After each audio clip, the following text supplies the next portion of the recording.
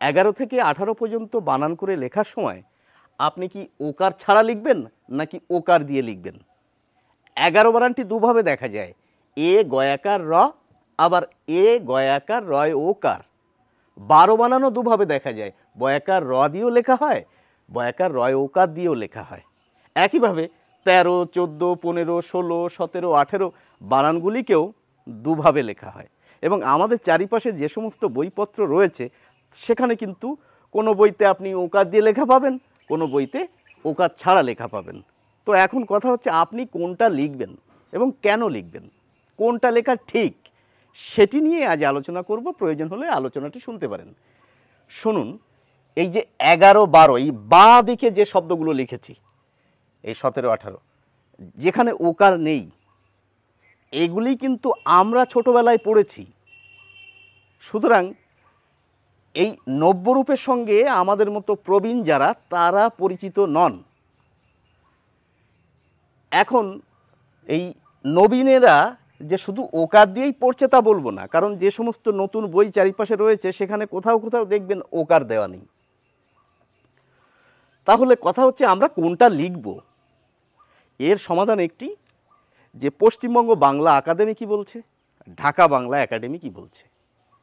এই যে দুই আকাদেমি এবং একাডেমি, এরা কিন্তু আমাদের এখন ওকার দিয়ে লিখতে বলছে।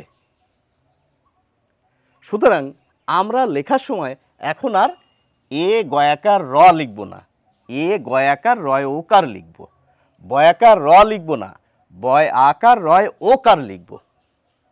তাহলেই আমার মনে হয় ঠিক হবে। এখন কথা হচ্ছে এই ওকারগুলি কোথা থেকে উড়ে এসে জুড়ে বসলো সেটিও আমাদের একটু বুঝে নেওয়া দরকার।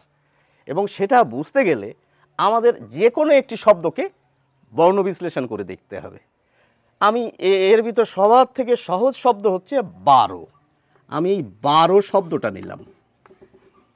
এই 12 শব্দটির বর্ণ বিশ্লেষণ যদি করি তাহলে প্রথমে পাবো ব, তারপরে পাবো আ, তারপরে পাবো র, তারপরে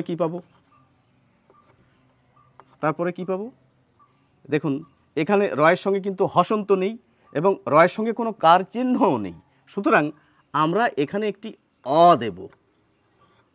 এই অটাকে বলা হয় নিহিত অ। এখন এই যে নিহিত অ, যেটিকে আমরা দেখতে পাচ্ছি না কিন্তু বর্ণ বিশ্লেষণ করলে দেখতে পাচ্ছি, এই নিহিত অয়ের উচ্চারণ দুই ধরনের হয়। শুধু যে এই লুকিয়ে থাকা অয়ের দু ধরনের উচ্চারণ তা নয়, অ বর্ণটা দুই ধরনের উচ্চারণ হয়। আমি একটা দেখাই, একটা শব্দ, যেমন দেখুন অংশ, এই হচ্ছে একটি শব্দ যেখানে প্রথমে রয়েছে অ। আবার আরেকটি শব্দ দেখুন, অপয় হ্রস্ব উকার, অপু। তো এই যে অংশ যখন বলছেন তখন কিন্তু অয়ের উচ্চারণ অই বলছেন, অংশ, অং অ বলছেন আপনি। আবার দেখুন লিখছেন অ দিয়ে কিন্তু বলছেন অপু। এই অয়ের উচ্চারণ ও হচ্ছে আর এই অয়ের উচ্চারণ অ হচ্ছে, অর্থাৎ অয়ের দু ধরনের উচ্চারণ। এখন আমাদের বাংলা ভাষার উচ্চারণের সবার থেকে বড় অসুবিধা হচ্ছে কোথায় আমরা অয়ের উচ্চারণ ও করব আর কোথায় অয়ের উচ্চারণ অ করব। আর এই যে সংখ্যাবাচক শব্দগুলি আপনারা দেখলেন 11 থেকে 18 পর্যন্ত, এখানে কিন্তু এই নিহিত এই যে শেষে যে অ রয়েছে, প্রতিটা শব্দের বর্ণ বিশ্লেষণ করলেই আপনি এই অটা পাবেন। এই অয়ের উচ্চারণ ও হবে।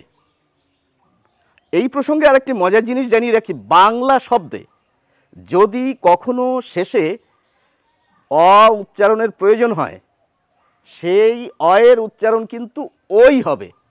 শব্দ শেষে আমরা কখনো বাংলা ভাষায় অ উচ্চারণ করি না। অ থাকলে, নিহিত অ থাকলে আমরা ওই উচ্চারণ করি, আর যদি না করি তাহলে না করি। এখন কথা হচ্ছে গিয়ে এই যে তাহলে এই যে অ, এই অয়ের জন্যই এই শব্দটার উচ্চারণ হয়ে যাচ্ছে 12। অ না বলে 12 না বলে বলছি 12, 13 না বলে বলছি 13। এই এর সঙ্গে নিহিত অয়ের উচ্চারণের জন্যই আমরা কিন্তু এই ওকারটা আনছি উচ্চারণে। আর এই উচ্চারণটাকে মাথায় রেখেই এই শব্দগুলি বানান বর্তমানে ও করা হয়েছে। আর এই ও করার ফলে আমার মনে হয় সুবিধাই হয়েছে, কেননা বয়াকার র বার বলবো না বারো বলবো সমস্যা ছিল। এখন বয়াকার রয়কার দিলে আর কোনো সমস্যা থাকে না উচ্চারণের, যে শনিবার না বারো লেখা রয়েছে, এটা বারো বানান যদি এভাবে লেখা থাকে বাচ্চারা কেন বুড়োদেরও বুঝতে সুবিধা হয়। সুতরাং আমি এই বানানগুলির পক্ষে। আপনারা কি বলেন এই সম্পর্কে অবশ্যই লিখে জানাবেন। সকলকে অসংখ্য ধন্যবাদ, ভালো থাকবেন।